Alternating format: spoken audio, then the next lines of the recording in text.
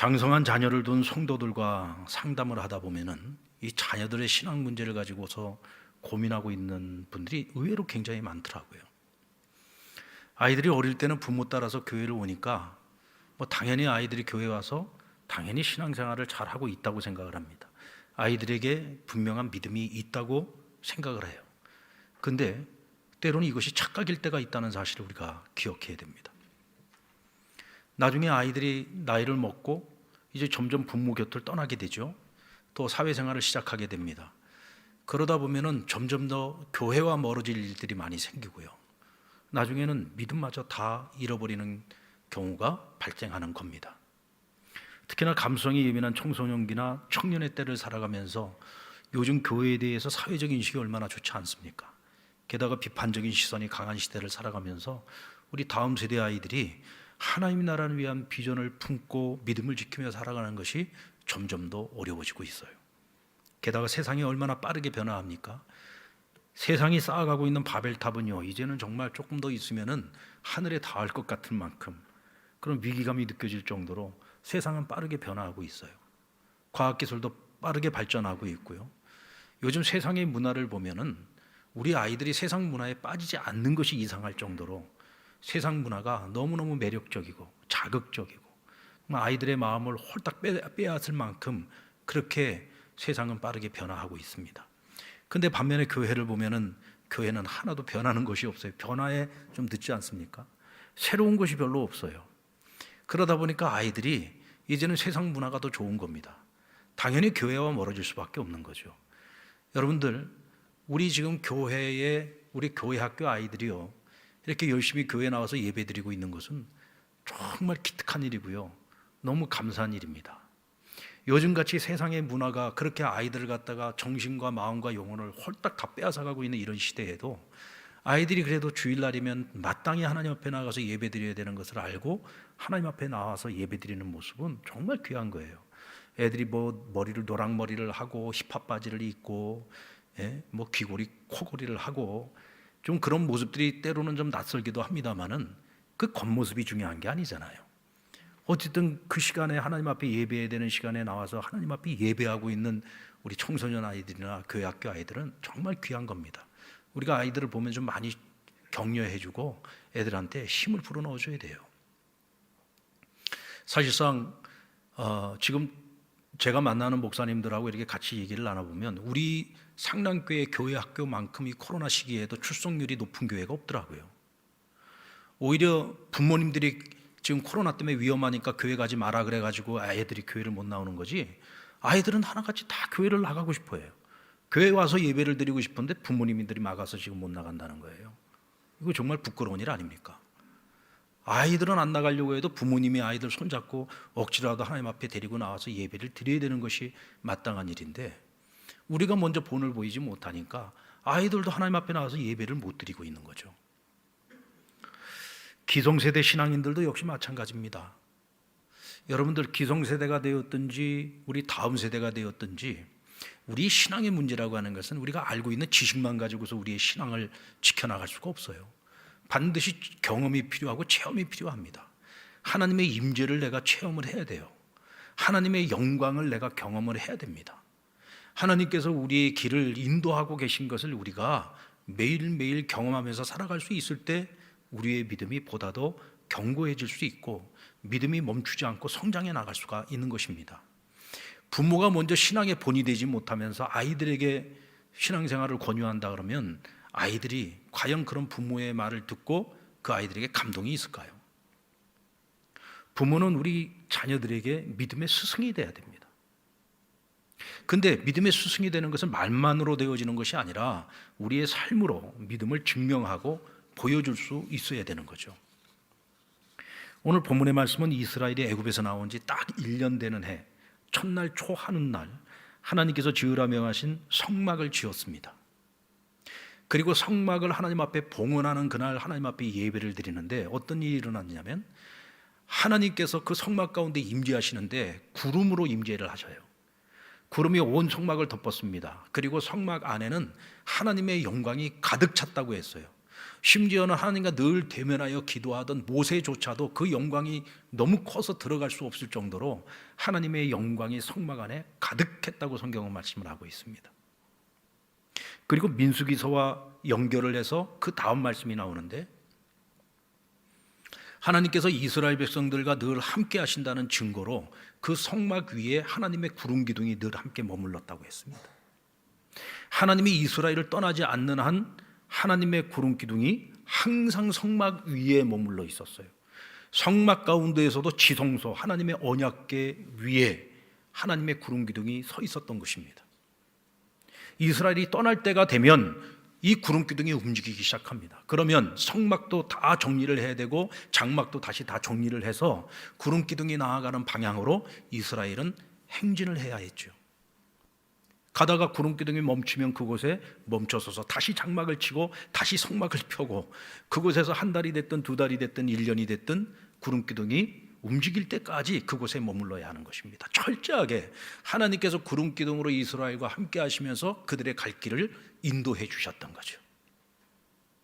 행진 중에도 하나님께서는 낮에 구름 기둥으로 그들에게 그늘을 만들어서 햇빛에 뜨거운 햇볕 아래에서 그들이 쓰러지지 않게 해주셨고, 또 저녁에는 불기둥으로 그들을 추위로부터 보호해 주셨습니다. 근데 오늘 성경에 보니까 이와 같은 하나님의 일하심을 이스라엘이 눈으로 보았다라고 말씀을 하고 있어요. 그들이 눈으로 보았다. 오늘 이 말씀이 우리의 핵심 메시지입니다.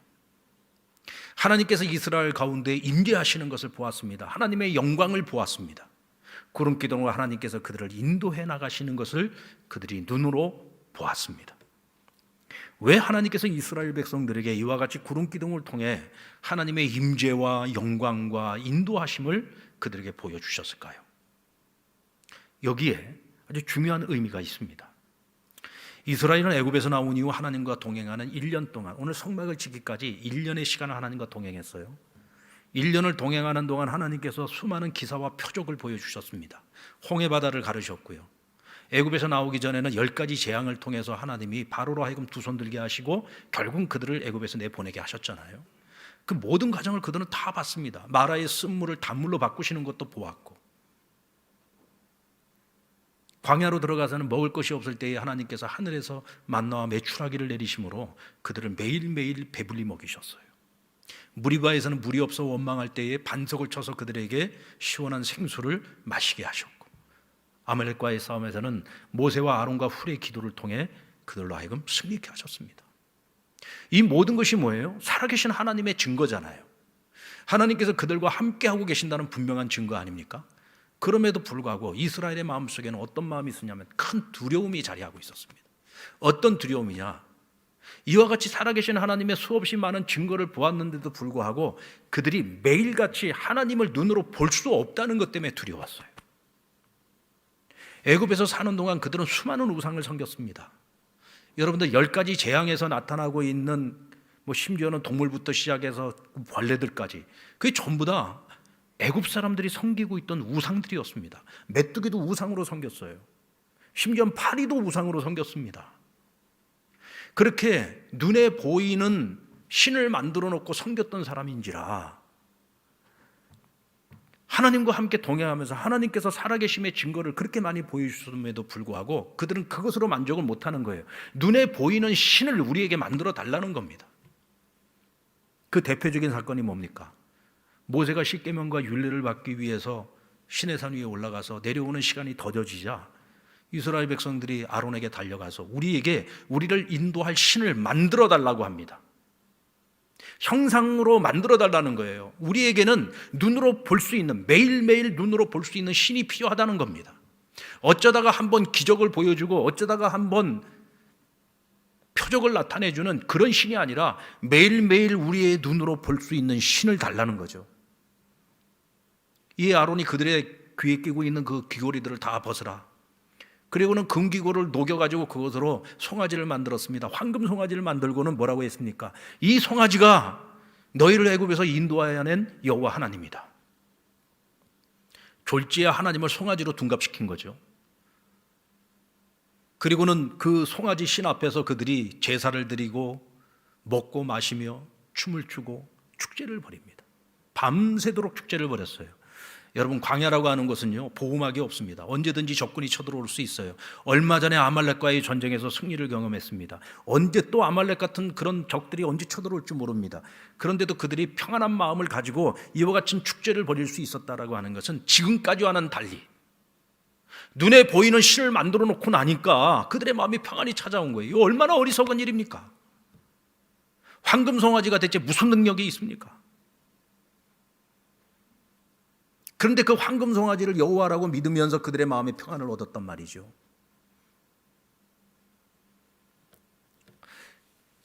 그들이 두려움을 가진 또 한 가지 이유가 있습니다. 그것은 하나님께 버림받는 거예요.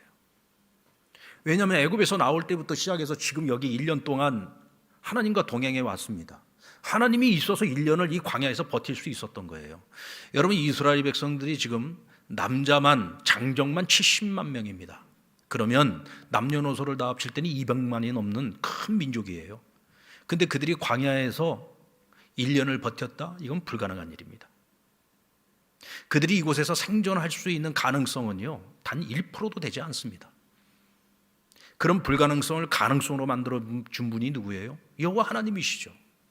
하나님께서 그때마다 기적을 베푸셔서 홍해를 가르시고 쓴물을 단물로 바꾸시고 반석을 쳐서 물을 내어주시고 날마다 매일같이 만나와 메추라기로 그들을 먹이시지 않았습니까? 그런데 오늘 이 백성들은요, 그 하나님이 언제든지 우리를 버릴 수 있어, 언제든지 그 하나님이 우리를 떠날 수 있어, 이런 불안감이 있었던 거예요. 그러니까 어떻게 해서라도 그 신을 형상화해서 항상 자기들 눈에 늘 볼 수 있도록 만들기를 원했던 겁니다. 그래서 황금 송아지를 만들었던 것이고, 그 송아지를 보니까 그렇게 마음이 평안할 수가 없는 거예요. 그 백성들을 바라볼 때 하나님 아버지의 마음이 어땠을까요? 참 어리석고 미련한 자들이, 패역한 자들이, 목이 곧은 자들이, 불순종하는 백성들 아닙니까? 이에 하나님께서 분노하셔서 내가 저들을 이 광야에서 다 진멸시키겠다고 말씀하십니다. 내가 저들과 함께 동행하지 않겠다고 말씀하십니다. 그들이 가장 두려워했던 일이 벌어지고 만 거예요. 이때 하나님께서 그 진노를 어떻게 바꾸셨습니까? 모세 때문 아닙니까? 모세 이 한 사람이 하나님 앞에 부르짖으며 나아갔습니다. 하나님, 아브라함에게 한 약속이 그러면 어떻게 되는 겁니까? 이삭과 야곱에게 한 약속이 어떻게 되는 겁니까? 분명히 우리 조상들에게 하나님께서 약속하시기를 너희의 후손이 하늘의 뭇별보다 많게 할 것이고 바닷가의 모래알보다도 많게 하시겠다고 약속하지 않았습니까? 만약 여기서 저들을 다 진멸시킨다고 하면 약속에 신실하신 하나님께서 거짓을 행하는 것 아닙니까? 약속에 신실하신 하나님을 보여주셔야지 됩니다. 그러면서 말하기를, 하나님의 생명책에 제 이름이 기록되어 있지 않습니까? 그렇다면 제 이름을 지워도 좋습니다. 대신에 저 백성들만큼은 용서해 주십시오. 저들을 구원해 주십시오. 하나님의 약속이 반드시 성취되어져야 합니다. 저들과 함께 동행해 주셔야 됩니다. 이 모세의 중보기도가 결국 이스라엘을 살려냈습니다. 하나님께서 뜻을 돌이켜서 그들을 용서하시고, 용서만 하는 것으로 끝난 것이 아니라 그들에게 자비를 베풀어 주셨어요. 그 자비를 베푸신 사건이 바로 성막을 세우도록 하신 것입니다. 성막을 세우고 그곳에 구름기둥으로 그들 가운데 임재하시고 그들에게 영광을 보여주시고 그들을 인도하시면서 그들이 날마다 하나님을 보게 한 거죠. 여러분, 구름이 하나님의 형상은 아닙니다. 그러나 그들은 구름기둥을 볼 때마다 하나님이 지금 여기 우리와 함께 하신다는 것을 볼 수 있었던 거죠. 확인할 수 있었던 것이고, 하나님께서 우리와 함께 동행하고 계신다, 하나님 우리를 버리지 아니하셨다라고 하는 믿음과 확신을 가질 수 있었던 겁니다. 그들이 그토록 하나님의 형상을 구했지만 하나님께서는 구름기둥을 통해서 그들로 하여금 눈으로 보게 하셨고 믿게 하셨고 또한 평안을 얻게 하셨던 겁니다. 여러분, 우리 하나님은 이런 하나님이에요. 자비로우신 하나님이십니다. 진멸받아 마땅한 백성들이지만 하나님께서는 그들을 용서하실 뿐만 아니라 자비를 베풀어 그렇게 눈으로 보고 싶어 하니까 하나님께서 보여주신 사건이 바로 구름기둥 사건인 겁니다. 그렇다면 오늘 저와 여러분에게 있어서 구름기둥은 무엇일까요? 여러분들은 어떻게 하나님이 지금 우리와 함께하고 계심을, 오늘도 하나님이 살아서 역사하심을, 오늘도 하나님께서 우리와 동행하고 계신 것을 여러분들은 무엇으로 확신하며 살아가고 있습니까? 여러분들에게 구름 기둥은 무엇인가요? 여러분들은 무엇을 통해서 하나님을 볼 수 있습니까? 무엇을 통해서 하나님을 알 수 있습니까? 무엇을 통해서 하나님의 뜻을 분별하고 하나님과 함께 동행하며 살아갈 수 있습니까? 그것은 하나님의 말씀입니다.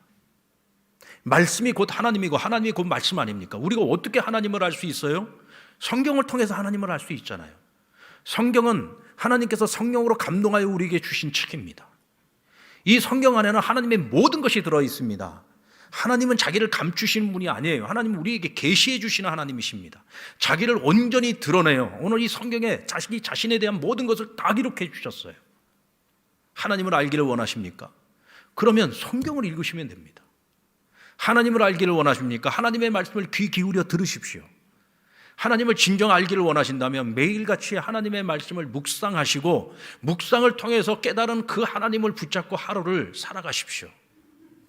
기도를 하더라도 그저 내 욕망을 따라서, 내 욕심을 따라서 하나님 앞에 기도하지 말고 성경을 묵상하고 성경 속에서 나타나는 하나님이 어떤 분이신지를 제대로 알고 하나님과 만나고 기도하시란 말이에요. 이게 바로 하나님이 우리에게 보이시는 구름 기둥입니다. 하나님을 보여주시면 믿겠다고요? 내가 안 보는 것이지 하나님이 보여주지 않는 것이 아닙니다. 하나님의 성막은 이스라엘의 12지파가 진을 이루고 있을 때 정중앙에 성막이 있었어요. 그 성막 위에 하나님의 기름 기둥이 있는 겁니다. 구름 기둥이 있어요. 그러면 백성들은 아침이 되면 만나를 줍기 위해서 나올 거 아닙니까? 그 장막문을 열고 나옵니다. 그러면요, 그냥 장막문을 열고 딱 나와서 고개만 조금 쳐들면 뭐가 보일까요? 진 정중앙에 있는 성막 위에 구름 기둥이 보이는 거예요. 구름 기둥은 뭘 상징합니까? 하나님이 지금 여기 계신다라고 하는 것을 상징하는 거잖아요. 하나님의 임재를 상징합니다. 그러면 경건한 이스라엘 백성이라면 당연히 하나님의 구름 기둥을 보면서 오늘 여기 현존하고 계신 하나님께 예배를 드리지 않았겠습니까? 그 자리에서 무릎을 꿇든지 하나님 앞에 기도를 하든지 하나님을 예배하고 그렇게 하루를 시작하지 않았겠습니까?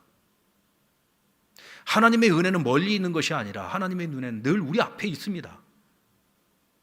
내가 그것을 사모하고 내가 그 은혜를 먹기 위해서 조금만 노력하면 돼요. 고개만 쳐들면 되는 겁니다. 임재하신 하나님 앞에 잠깐이라도 무릎을 꿇고 하나님 앞에 기도하면 되는 거예요. 그런데 어떤 이스라엘 백성들은 그랬을 거예요. 아침에 일어나면은 하나님의 구름 기둥은 보이지도 않아요. 먼저 먹을 것부터 챙기겠죠. 만나부터 줍고 매출하게 챙기느라고 정신이 없을 겁니다. 뭐가 그렇게 바쁘다고, 뭐가 그렇게 급하다고, 먼저 해야 할 일이 있지 않겠습니까? 먼저 오늘 하나님이 우리와 함께 하심을 내가 먼저 확인하고 그 하나님 앞에서 먼저 예배를 하는 것이 우선이어야 되겠죠. 그런데 그렇지 못한 이스라엘 백성들도 많이 있었을 겁니다. 하나님의 은혜가 우리 앞에 있습니다. 하나님의 구름 기둥이 우리 앞에 있습니다. 하나님의 구름 기둥이 이 하나님의 말씀인 성경을 통해서 우리 앞에 날마다 펼쳐져 있음에도 불구하고 성경을 도무지 안 읽어요. 도무지 하나님의 말씀을 묵상하지 않습니다. 그 말씀을 붙잡고 기도하지 않아요. 그러니까 구름 기둥이 우리 앞에 있는데도 불구하고 전혀 상관없이 살아가는 것입니다.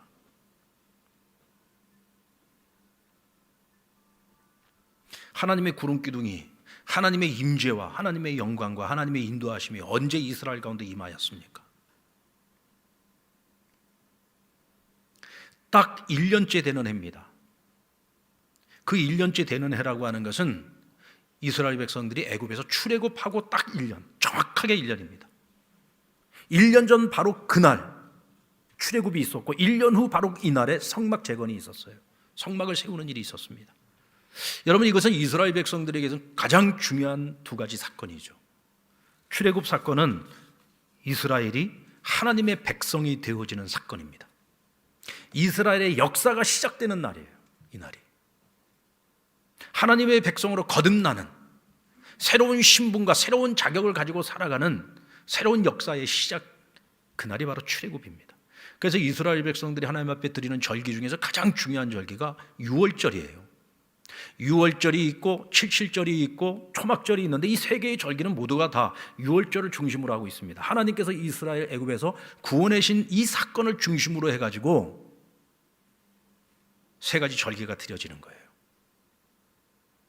그런데 여러분, 이스라엘 백성들이 하나님의 백성이 되는데 그들이 한 것이 무엇이 있습니까?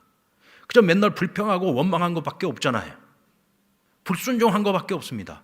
그럼에도 불구하고 하나님께서 하나님의 전적인 은혜로 그들을 자기 백성으로 삼아주신 것입니다. 이것이 출애굽 사건이에요.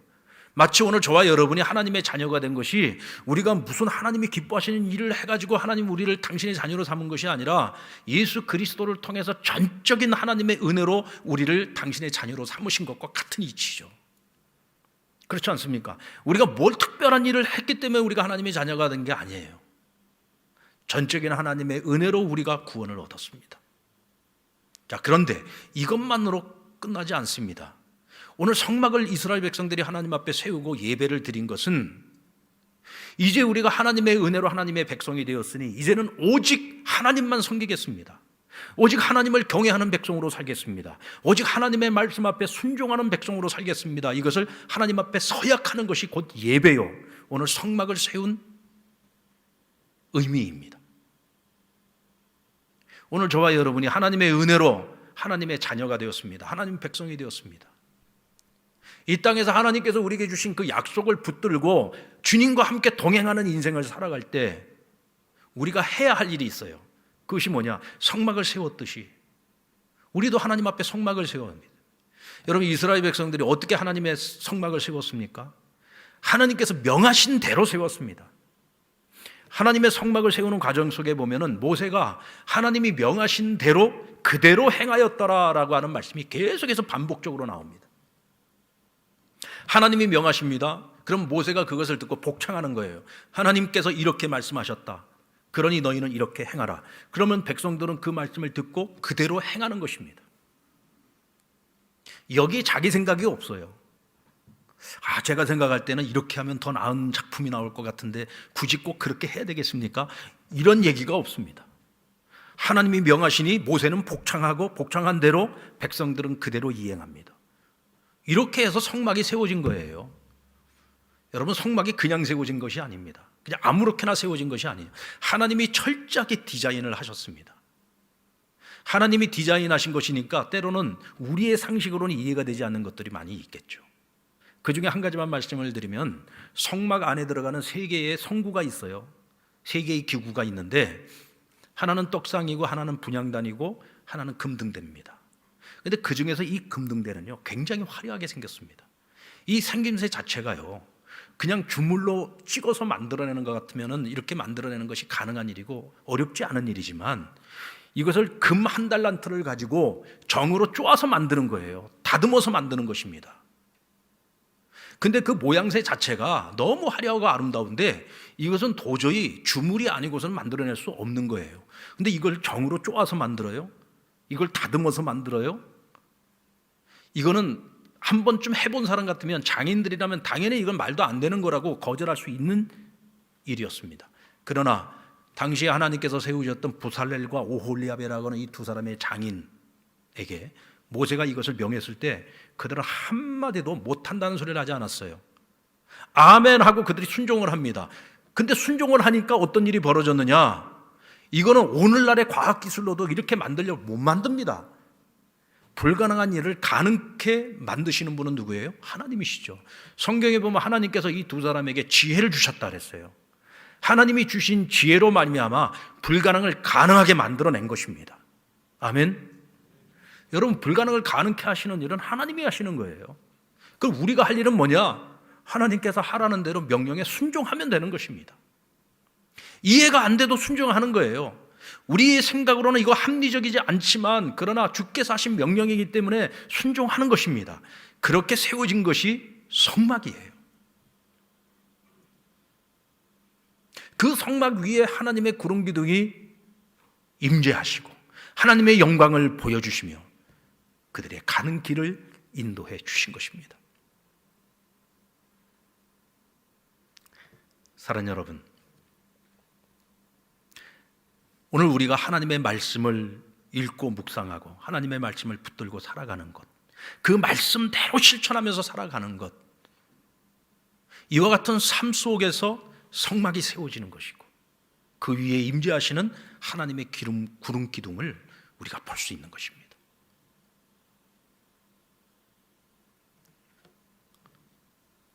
우리 자녀들이 어떻게 하면 우리와 같이 하나님의 구름 기둥을 보면서 살아갈 수 있을까요? 여러분, 아침 시간에요, 등교하기 전에, 아이들 학교 가기 전에, 또 출근하기 전에 온 가족이 같이 잠깐이라도 한 30분만 시간을 내면 됩니다. 함께 모여서 찬송 한 곡 부르고 하나님의 말씀을 단 한 장이라도 같이 읽으세요. 성경 한 장 읽는데 10분도 안 걸립니다. 읽고 또 아빠나 엄마가 설교하려고 하지 마시고 각자가 돌아가면서 오늘 우리가 읽은 말씀 중에 다른 거 하지 마세요. 이 말씀 중에 하나님이 어떤 분이신지에 대해서만 내가 느낀 것을 그대로 얘기하게 하는 거예요. 아, 오늘 성경에 보니까 하나님은 이런 분이라고 말씀하셔. 같이 얘기하고, 그럼 오늘 내게 보여주신 하나님, 오늘 나로 하여금 알게 하시고 깨닫게 해주신 그 하나님에 대한 고백을 가지고 함께 기도하고, 그거 30분도 안 걸립니다. 여러분, 하루에 30분만 하나님께 드리고 살아가도요, 우리가 매일같이 자녀들과 함께 하나님의 구름 기둥을 보고 살 수 있어요. 우리가 그런 삶을 살지 않았기 때문에 내 신앙도 걱정이 되고 자녀들의 신앙도 걱정이 되는 겁니다. 어떤 면에서 보면 자녀들의 신앙이나 내 신앙이나 별로 다를 것이 없어요. 우리가 하나님 앞에 내 시간을 드리고 살지 않았다고 한다면 다 거기서 거기입니다. 별 차이 없습니다. 여러분, 우리가 세상 일도 그렇지 않습니까? 내가 시간을 들이지 않고 공을 들이지 않는데 어떻게 열매를 기대하겠습니까?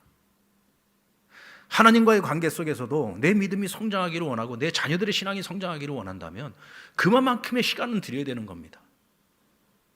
우리가 TV 연속극 보면서 1시간이 순식간에 지나가지 않습니까?